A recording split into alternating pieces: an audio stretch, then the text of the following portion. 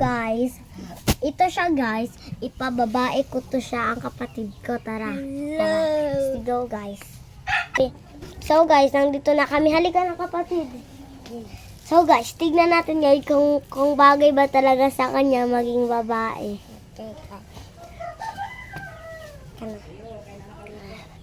Tignan nyo lang guys kung tama ba itong ginagawa.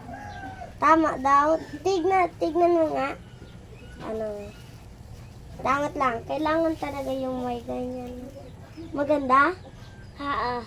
Tignan natin ito. Maganda talaga. Ate bagay. So guys, sabi ng ate ko guys. Hindi daw bagay daw guys. Kasi guys, so mukha talaga siya babae. Bahala ka dyan. Magsayang mo na nga ako. Gab-gab sayo. Gab-gab, puli-puli lang tayo. Ayaw ko na sa'yo, Gaboy. Sabi, puli-puli lang tayo. Bahala ka yan.